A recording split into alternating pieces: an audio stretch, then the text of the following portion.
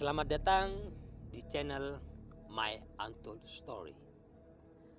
Kali ini saya akan menceritakan bagaimana pada saat saya kuliah. Saya kuliah di jurusan teknik, dan di jurusan teknik ini kita diwajibkan untuk research atau kita melakukan riset untuk menemukan suatu hal yang baru. Dan saya melakukan riset tersebut bukan di kampus saya, karena di kampus saya alatnya sangat minim, sehingga saya izin ke kampus lain yang lebih besar dan lebih terkenal di Surabaya. Ya, kampus ini sangat terkenal sekali dengan kisah mistisnya, dan saya tidak mempedulikan hal tersebut. Saya melakukan riset di kampus tersebut. Bagaimana kisahnya? Sebelum saya lanjutkan pada kisahnya, jangan lupa untuk like, share, dan subscribe channel ini. Apabila kalian menyukai channel ini, kalian share pada teman-teman kalian. Dan apabila kalian, kawan-kawan saya, kawan-kawan pendengar setia channel ini, mempunyai kisah mistis yang ingin kalian bagikan kepada teman-teman kita, kalian bisa share. Kalian bisa kirim kisah kalian melalui email. Emailnya nanti akan tertera di deskripsi. Kalian tinggal klik saja, dan nanti kalian bisa email saya. Dan apabila kalian ingin mengirimkan voice note, bisa kalian kirimkan melalui email. Nanti apabila kalian juga ingin mengirimkan melalui WhatsApp, insya Allah nanti akan saya kirimkan secara pribadi, karena WhatsApp saya akan saya sembunyikan, akan saya rahasiakan, karena ini menyangkut hal-hal pribadi yang sangat tidak mengenakan untuk diceritakan pada orang lain. Oke, sekarang lanjut pada cerita. Kisah ini bermula pada saat saya semester 6. Semester 6-7 kita diwajibkan oleh kampus untuk melakukan riset. Pada saat itu saya melakukan riset di kampus lain. Di kampus lain tersebut saya biasa saja. Saya tidak berpikiran negatif. Saya telah melakukan riset di kampus tersebut selama 6 bulan. Pada bulan pertama tidak ada kejadian ganjil. Tetapi memasuki bulan kedua, pada bulan kedua ini saya telah fokus pada research, yakni saya melakukan penelitian sampai larut malam, sekitar pukul 1-2 malam. Baru itu saya kembali pulang pada kos saya yang jaraknya sekitar 30 menit dari kos saya. Jadi kita setiap hari bersama partner saya. Kebetulan partner saya seorang perempuan. Jadi kita melakukan research. Pada saat itu partner saya lagi berhalangan hadir karena lagi sakit. Saya melakukan research sendirian bersama dengan ada mahasiswa S3 yang membantu saya. Pada saat itu kami lagi diskusi pada malam hari bagaimana kelanjutan research saya, bagaimana langkah-langkah yang akan dilakukan. Saat itu pukul 10. Gedung research kami, laboratorium kami ada di lantai 3. Gedung kami berlantaikan 4 total. Di lantai 4 ini terdapat musola dan banyak laboratorium lainnya untuk melakukan penelitian, tetapi tidak ada yang memakainya. Dan yang dipakai hanya lantai 3 saja. Nah, ceritanya pada saat itu saya lagi diskusi nih sama teman saya yang S3. Mas, ini saya ada pemikiran seperti ini. Nanti saya akan lakukan langkah. Bagaimana kalau variabel A kita ubah ke variabel B, variabel B kita ubah ke variabel C, kemudian kita tukar lagi variabel C ke variabel A agar mendapatkan hasil yang optimal. Setelah itu si Mas ini berkata, coba kamu cari jurnalnya agar nanti penelitian ini semakin kuat di mata dosen kamu. Habis itu saya berkata, siap Mas, saya cari sekarang. Habis itu saya lakukan internet, Saya cari di internet. Setelah saya lakukan pencarian di internet, kemudian saya menemukan dan berkata, ini mas, saya menemukan dasaran yang akan saya lakukan. Bagus.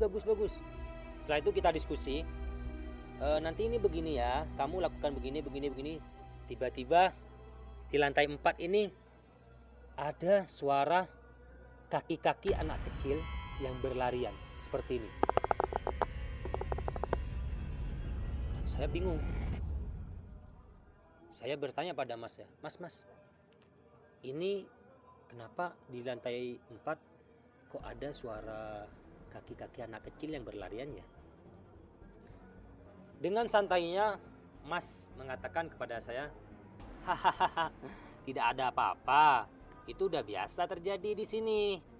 Terbiasa bagaimana mas? Ya itu udah terbiasa. Jadi kita sering kali kejadian seperti itu. Jadi hal-hal yang ganjil di sini telah lama didengar oleh mahasiswa, sehingga saya menganggapnya itu hal biasa. Pada malam itu karena saya dituntut oleh mas yang membantu S3 saya, yang membantu sarjana saya ini, menuntut saya untuk selesai malam ini bagaimana secara semua jalan-jalan, semua jalurnya melalui flowchart dan lain-lain, bagaimana bagan-bagannya saya buat semua harus selesai malam ini, sehingga saya memutuskan untuk menginap di dalam laboratorium. Di dalam laboratorium ini terdapat tempat tidur berserta kasurnya, jadi kita santai saja di sana, tidak ada apa-apa. Memang udah hal yang biasa kita melakukan penelitian beserta kita tidur di dalam laboratorium ini. Sehingga pada malam itu mas ini izin pada saya, mas mau tidur dulu ya, mas lagi ngantuk nih. Baik mas, silahkan mas kalau mau tidur. Setelah itu saya lanjutkan.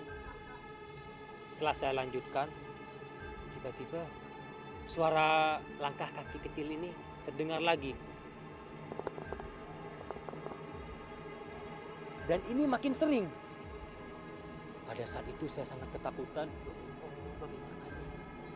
Saya ketakutan. Akhirnya saya tidak berani membangunkan mas yang S3 ini yang membantu saya, karena saya takut dicap sebagai penakut. Akhirnya suara tersebut makin kencang. Saya hanya bisa berdoa dan saya tutup laptop saya pergi ke kamar tidur, saya tutup wajah saya tutup dengan bantal, saya berdoa sebisanya, dan disitulah keringat dingin saya keluar, bulu kuduk saya berdiri, tetapi suara tersebut tidak kunjung berhenti, tetap. Tiba-tiba Allah, dan tidak sadar saya tertidur.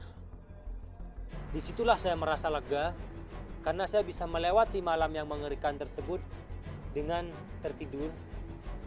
Dan saya menceritakan hal itu pada mas yang membantu S3, yang membantu sarjana saya, mas S3 yang membantu sarjana saya untuk kelulusan.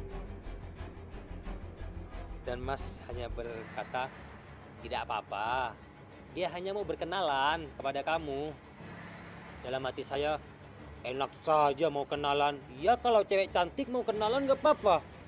Ini makhluk halus mau kenalan. Amit-amit deh. Setelah itu saya kembali kepada kos saya dan saya tidur. Hanya ini yang bisa saya sampaikan. Ternyata di dalam laboratorium di dalam laboratorium itu bukan hanya kejadian ganjil tersebut, ada kejadian-kejadian yang lainnya yang saya akan ceritakan di video selanjutnya yang akan kalian dengarkan, dan lebih mengerikan lagi daripada suara anak kecil yang berlarian. Stay tune in this channel. Jangan lupa klik share, like, dan subscribe apabila kalian menyukai channel ini. Dan sebarkan kepada keluarga, kawan-kawan, pacar, dan semua teman-teman yang kalian kenal. Sekian video kali ini. Mohon maaf apabila saya berbicara terlalu bersemangat, karena saya menceritakan ini berdasarkan pengalaman pribadi, dan bulu kuduk saya pun pada saat saya bercerita benar-benar merinding. Apabila kalian mendengar cerita ini dengan seksama dan bulu kuduk kalian merinding juga, hati-hati. Mungkin sosok yang mendatangi saya berada di sisi kalian, baik di belakang kalian atau di depan, samping kanan atau samping kiri, atau dia akan mengucapkan suatu hal seperti selamat tinggal.